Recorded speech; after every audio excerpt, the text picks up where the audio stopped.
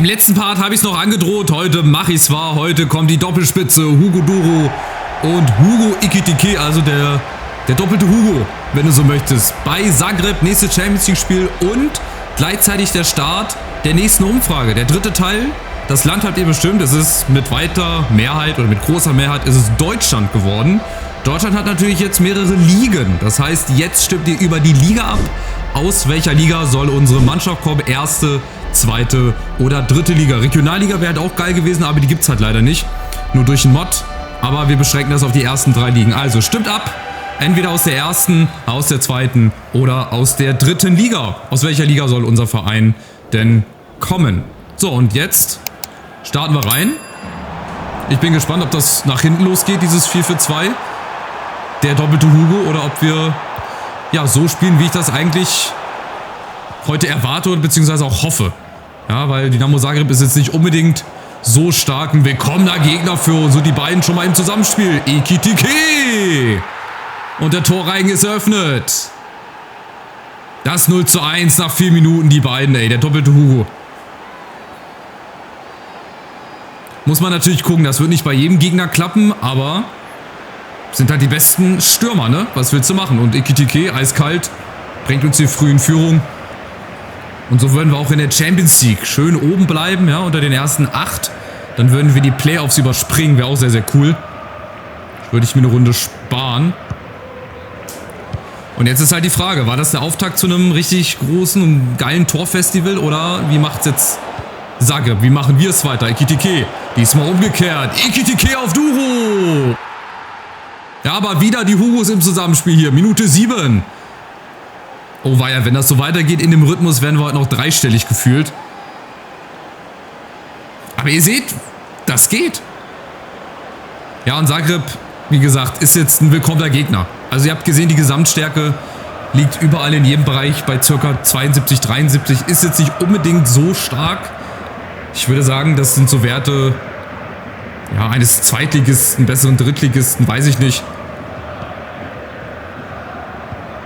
Aber du musst auch die Spiele gewinnen. Nur vom Erzählen gewinnst du hier keine Spiele. Und wer sagt denn, dass Zagreb nicht auch noch hier gefährlich werden kann? Je nachdem, wie leichtfertig wir hier spielen. Aber wenn wir so weiterspielen, direkt nach vorne, und wenn die so weiter sorglos verteidigen, dann wird das hier heute ein richtig Hammer-Schützenfest. Ekitike, wir probieren es mal von Weitem. Und dann ist der Keeper heute die ärmste Sau auf dem Platz. Das ist so. Also ich meine, wenn du nach 13 Minuten schon 2 Gegentore hast und ein Schuss nach dem anderen auf dein Gehäuse kommt, da ist nicht gut. Kirschenessen, Brentwaite! 3-0 nach 13 Minuten. Das könnte auch die schnellste 3-0-Führung sein, die ich jemals hatte. Weiß ich nicht. Müsstet ihr auch mal im Archiv kramen. Achso, und Baum führt übrigens, weil Quiroga ist ja gelb-rot gesperrt. Der hat ja zu viele, oder ist gelb gesperrt. Zu viele gelbe Karten hat er bekommen. Deswegen spielt Baum anstelle von Quiroga. Und das ist halt auch, ja, wie im Training. Ganz easy. Und es ist wieder das Duo Zubimendi und Brentwaite, die hier, ja, uns eigentlich schon auf die Siegerstraße bringen. Also 3-0 zu so einem frühen Zeitpunkt. Ich glaube, das hatte ich echt selten. Wenn sogar noch nie, aber wenn, oder beziehungsweise echt sehr, sehr selten. Wir sind, wie gesagt, schon wieder vorne. Fofana wäre unten der nächste gewesen. Aber egal, auch das nehmen wir mit. Auch das Spiel ist mal sehr willkommen, wenn es ein bisschen leichter und ein bisschen entspannter geht. Aber es geht halt auch nicht jeder Schuss rein, ne? Man sieht's.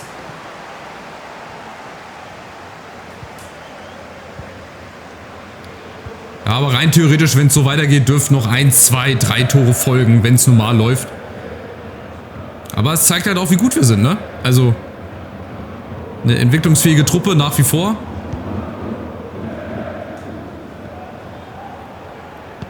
Mal gucken, was Zagreb macht. Sucic. Gegen Simon hat er noch vorm Aus, genau. Und dann ist das, ja, wie gesagt, eigentlich bislang ein lockeres Trainingsspielchen, wo der Gegner halt auch mal ein bisschen mitspielen darf. Wo dann aber wieder aufgezogen wird. 1, 2 Kontakte und dann geht's nach vorne. Bei Ekitike, Usun, Adingra vorne. Ja, zeigt schon mal, wo er hin wollte. Aber dann treffen wir die falschen Entscheidungen leider. Und dann kommt Zagreb. Achtung, über Kolenovic. Wird es wahrscheinlich alleine probieren. Brandweight ist da. Ja, gibt den Freistoß. Ist okay. Man kann sagen, brauchen wir ein bisschen durchschnaufen. Mal gucken. Bulat. Nee, Stojkovic. Ja, okay. Sinnbildlich für die erste halbe Stunde.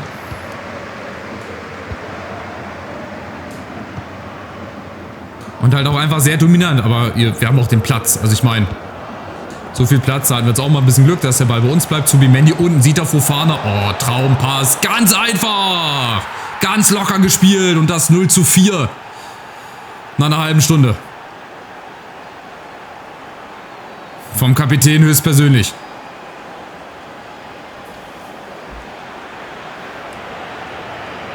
Ja, zu große Lücken. Also wie gesagt, das ist ein besserer Zweitligist, wenn nicht sogar Drittligist, so vom Auftreten her, von der Gesamtstärke her. Aber gut. Die haben es halt in die Champions League geschafft, warum auch immer. Gibt es die kroatische Liga eigentlich? Ich weiß gar nicht. Es gibt Zagreb. Gibt es Hajduk Split auch? Das ist echt eine gute Frage. Oder laufen die unter Rest der Welt? So tief drin bin ich dann auch nicht mit den Mannschaften. Muss ich ehrlich sagen. Naja. Nächste Chance, nächste Welle. Mal gucken. Bis wohin das ja noch geht. Baum. Zubimendi, richtig gut gespielt. Ekitike und dann gibt es das nächste Tor wahrscheinlich. Lattentreffer hatten wir auch noch nicht. Hugo Duro. Aber die nächste Chance kommt. Die tun mir heute ein bisschen leid, ehrlich gesagt. Da kommt ein Angriff nach dem anderen. Ekitike. Und sie versuchen. Sie haben zwar schon 4 Gegentore, sie probieren es aber trotzdem. Spielen immer noch nach vorne. Klar, warum auch nicht? Also ich meine, müssen sie sich ja nicht hier verstecken. Aber die Chance. Piazza. Vielleicht jetzt mal die Chance, das erste Tor zu schießen. Und sie sind da. Stojkovic, glaube ich. 1:4. Ging zu einfach aus unserer Sicht. Ja, muss man auch sagen. Aber da waren die Lücken halt auch zu groß. Guck mal, der Innenverteidiger. Der Ball ging auch wieder durch den Fuß. Das heißt, er ging auch nur so rein. Und Stojkovic mit dem 1:4. Mit ein bisschen Ergebniskosmetik. Mal gucken, ob da noch mehr mit dazu kommt. Guck mal, unsere Auswärtsfans skandieren jetzt schon Sieg. In der ersten Halbzeit. Aber gut, es wird wahrscheinlich so kommen. Ich will mich da gar nicht so weit rauslehnen. Und ich will denen das gar nicht verbieten, denn wir schlagen zurück 5:1. Und ich bin mit meinem dreistelligen Ding. Mit der Vorhersage liege ich wahrscheinlich gar nicht so schlecht. Aber es geht halt auch einfach. Guck mal, da geht keiner ran. Da stehen die Verteidiger zu weit auseinander. Der hätte Fofana noch mit reinrücken können. Also, wir werden auch wieder andere Spieler haben, ja? Lasst euch davon nicht blenden. So Spieler hast du halt auch mit dabei. Habe ich auch zu Beginn der Saison gesagt. Du wirst auch mal Spiele dabei haben, wo du richtig den Gegner abschießt. Da dürfen es dann auch mal 4 oder 5 Tore sein. Das haben wir jetzt schon öfter geschossen in der Saison. Aber so dominant einfach, das meine ich. Wieder Fofana und das ist unglaublich, wie schlecht die verteidigen. Und es ist natürlich auch jeder Schuss ein Treffer. 6:1, um Gottes Willen. Jetzt überleg mal, wir machen so weiter, dann schießen wir 12, 13 Tore. Dann habe ich mein torreichstes Spiel ever. Und ich höre jetzt nicht auf. Also wer jetzt denkt, ich stelle mich hinten rein, ich mache weiter. Fofana, auch der Schuss geht rein, natürlich. Und die Jungs aus Zagreb, die können einem echt leid tun. Aber Respekt vorm Gegner, aber Mitleid ist auch hier, glaube ich, nicht das Richtige. Ich meine, das war vorher klar. Ja, ich habe ja gesagt, dass das eventuell ein besserer Zweitligist ist oder ein Drittligist, wenn man das mit Deutschland vergleicht. Und ihr seht das, 9 Schüsse, 6 sind drinne gewesen. Und wir machen das auch gut. Du musst halt dann auch die Dinger vorne machen. Wir haben dann auch wieder Spiele, wo du gegen so Gegner spielst. Da brechen wir uns dann fast die Beine selber. Aber es geht weiter. Ekitike, Fofana. Doppelpass war richtig gut, der Versuch, aber dann leider zu ungenau ausgespielt.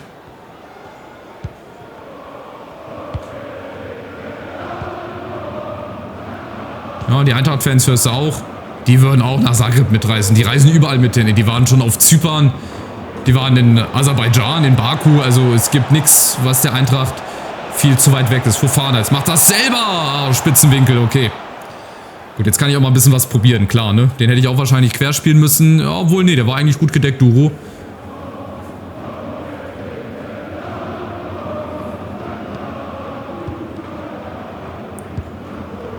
und weiter. Druck machen auf den Keeper, auf die Verteidigung. Irgendwann ist der Ballverlust da. Ich weiß noch nicht wann, aber irgendwann wird er da sein. Wir können jetzt schon mal ein bisschen früher wechseln. Komm, wir haben jetzt so die 52., 53. Das heißt, ich könnte mal den anderen Leuten die Chance geben, wie zum Beispiel Wahi. Den kann ich mal für Ekitike jetzt reinbringen. Komm, dann machen wir mal ein bisschen Butter bei die Fische hier und ein bisschen ruhiger. Matos kommt für Zubimendi rein. Und Leitsch kann ruhig für Brandweight rein. Der hat auch sein Tor gemacht. So, also. Aber trotzdem, ich gehe nach wie vor vorne drauf und spiele auch weiterhin nach vorne. Ich möchte noch so viele Tore schießen, wie es geht, wie möglich ist. Und wir gucken mal, Ekitike. Das ist seine letzte Aktion nochmal. Er will, holt den Freischuss raus. Wird jetzt leider rausgenommen. Aber das ist jetzt zum Beispiel eine richtig gute Gelegenheit. Also näher ans Tor ran, glaube ich, kommst du gar nicht mehr. Ach, das ist für die? Hä? Was soll das denn? Ich dachte für uns. Das war doch kein Foul von uns. An uns höchstens. Naja, okay. Ich meine, wir haben auch einen Elfmeter gegen Sevilla nicht bekommen. Was frage ich eigentlich hier? Was hinterfrage ich die Schiri-Entscheidungen? Wer bin ich denn?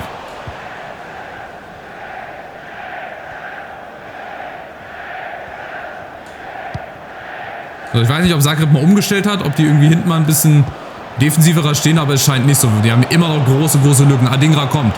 Lässt sich einer fallen, da lässt sich Wahi fallen. Und dann ist der Spieler noch dazwischen. Aber Duro ist noch auf dem Platz. Der schießt auch gut Eck. Mal gucken. Vielleicht auf Ansage das 7. Tor. Gute Ecke. Ja, die kommen gut. Da ist Leitsch und der Aufsetzer. Geht leider nicht ran, aber Matos setzt nach. Sehr schön gemacht. Duro. Mit dem Rücken zum Tor und da kommt wieder Fofana abgefälscht.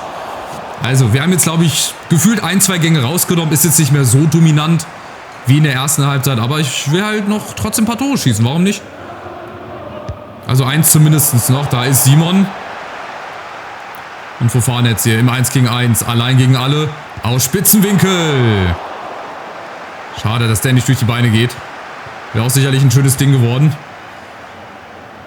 Aber auch hier zeigt sich, es ist scheißegal, wie stark die Mannschaft ist. Die schaffen es immer wieder, sich aus so Situationen spielerisch von hinten raus zu befreien. Also da kannst du auch gegen eine Bronzemannschaft spielen oder gegen das schlechteste Team in diesem Spiel. Das kriegen die immer wieder hin. So, und jetzt die Chance umzuschalten. Jetzt ist viel Platz da. Wahi ist schnell. Duro allerdings auch. Ja, da sind halt leider zu viele Verteidiger. Und bei der Unbeweglichkeit, die in diesem Spiel vorhanden ist, war es leider nicht möglich, das irgendwie anders auszuspielen. Dann so über Zweikämpfe, Baum. Ja, Leitsch muss doch hin. Wenn er sieht, er ist näher zum Ball, dann geht er von alleine hin. So, die Abwehrreihe überspielt. Nächste Chance, Duro vorne. Jetzt ist Wahi frei. Jetzt das...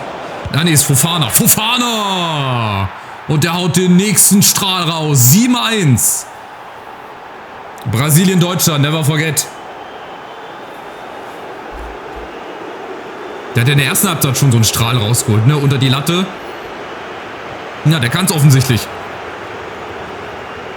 Ich dachte erst, das wäre Wahi, aber nee, Fofana haut auch hier einen raus, zack, an allen vorbei. Ins Tor, 7-1. Also, ich glaube, das Ergebnis spricht für sich. Ne? Da muss ich auch gar nicht viel sagen. Das ist mal wieder schön. Ein entspannteres Spiel, auch 7 Tore zu schießen. Das hatten wir, glaube ich, auch gegen Union, ne? Wo ich dann gesagt habe, ja, so Spiele gibt es halt auch mal. Dann halt auch Gott sei Dank in der Champions League. Deswegen ist es umso wichtig, so Gegner auch wirklich dann auch zu schlagen. Und dann kannst du dir zum Beispiel auch mal gegen einen großen, ja, wir haben ja zum Beispiel noch Neapel, wir spielen auch gegen Fenerbahce, glaube ich.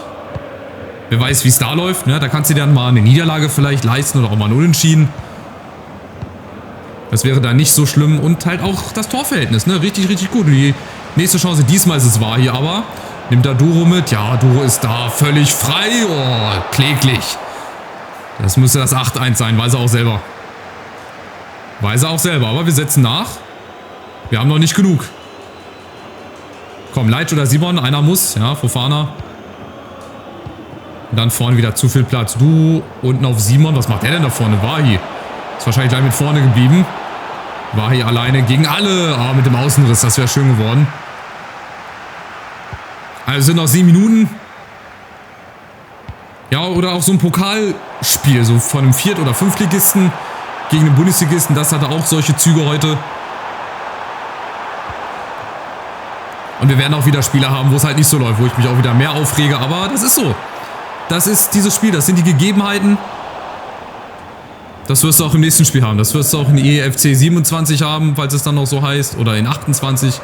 Ich weiß es nicht. Das wirst du halt auch überall und jedes Mal haben. Wahi wird wahrscheinlich die letzte Chance. Adingra. Duro winkt nochmal. Ganz einfaches Tor. Schöner Kopfball. Und das 8. Tor ist er doch noch da. Also haben wir nochmal ein paar Tore gemacht. Für die Fans. Für die Zuschauer. Und am Ende wird das ein nie gefährdeter Sieg. Also das Ding war nach 13 Minuten schon durch. Aber hätte ja auch ganz anders kommen können. Duro hier, zack. Wollte eigentlich wie Van Persie fliegen, aber wird dann nochmal vom Gegenspieler irgendwie hier gerettet vom Knie. Steht erst in der Luft, fliegt so ein bisschen und kommt dann... Also der hat eine wahnsinnige Körperspannung. Dass er in der Luft dann wieder zurück in Normalposition findet, das ist schon alle Ehren wert. So, es gibt 2 Minuten und vielleicht noch ein zweites Tor für Zagreb. Ich denke aber mal nicht. Nee, also, wie gesagt, es war ein gutes Spiel. Viele Tore geschossen, nämlich 8 Stück an der Zahl. Oder mal gucken, vielleicht noch ein 9. Vielleicht noch ein 9. Mal gucken. Adingra. Oh, Fofana, Nevahi was. Gut durchgesteckt und Fofana. Jetzt ist aber Schluss. Das 1:9. Und ich glaube, das müsste das Spiel mit den meistgeschossenen Toren jemals sein. Also wann habe ich mal 9 Tore gemacht in einem Spiel mit meiner Truppe? Nicht unbedingt mit Frankfurt, sondern auch in den anderen Karrieren. Die Freaks unter euch, schaut die anderen Karrieren mal durch und guckt mal. Aber da müsste ich mich schon schwer zurückerinnern. Also ich habe auch mal 7 Tore mit Villarreal geschossen, 6 davon mit Gerard Moreno. Oder habe ich da auch mal 8 gemacht und 7 mit ihm. Also 9 Tore, glaube ich, das war noch nie der Fall. Das müsste heute echt eine Weltpremiere sein, eine Sensation. Und ihr seid mit dabei. Ihr seid dabei, wenn hier Historisches geschrieben wird. 9:1 bei Zagreb in der Champions League. Eine Machtdemonstration, wie es im Buche steht. 4 Tore von Youssouf Fofana, der ist eigentlich Mittelfeldspieler. Und vorne die beiden Hugos haben auch gut harmoniert. Also unterm Strich ein sehr, sehr, sehr, sehr starkes und gutes Spiel. Und es darf gerne in der Liga so weitergehen. Ich werde wahrscheinlich auch gegen Heidenheim dieses 4:2 beibehalten. Hat ja gut geklappt. Und wie sagt man immer so schön, never change the winning team. Ich spule jetzt erstmal vor, Heidenheim ist auch 13. Das ist okay, glaube ich, für deren Verhältnisse. Ich glaube, die wollen gar nicht viel höher. Also der Anspruch ist nicht viel höher, sagen wir es mal so. Möchte natürlich auch in die Champions League reingucken. Ganz, ganz klare Sache. Gegner erstmal analysieren. Ja, 3 Niederlagen, 1 Unentschieden, 1 Sieg aus den letzten Spielen. Spielen auch im 4-2-3-1, aber das Breite mit Cienza, ja, muss man immer ein Auge drauf haben. Ansonsten, so vom Namen her, glaube ich, da kennt man die meisten. Ne? Siersleben, Feller, vorne Piringer, Zivzivaze ist da immer noch, Budu Zivzivaze, auch ein geiler Name. Föhrenbach, Gimba, Kaufmann. Ja, also, wir gucken mal, wie sich Heidenheim bespielen lässt. Ich hoffe, ähnlich leicht wie gegen Zagreb. Wäre natürlich schön, wenn das in jedem Spiel so läuft. Ist halt aber auch nicht der Fall, ne? Das wisst ihr selber. Das war jetzt heute mal wirklich eine große, große Ausnahme. Gehe ich jetzt einfach mal von aus. So, also, Champions League-Tabelle. Gucken wir mal an. Wir sind Dritter. Vor Real, vor Leverkusen, hinter Barca und dem FC Chelsea. 9:1, ey. Wir haben hier auch die meisten Tore geschossen. 14 Stück.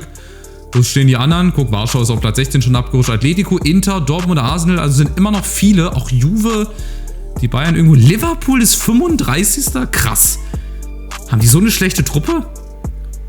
Also ihr seht, hier wird es auch den einen oder anderen Favoriten erwischen. Ne? Juve, Arsenal, Dortmund, die sind alles Favoriten oder beziehungsweise spielen da mit um das Ausscheiden.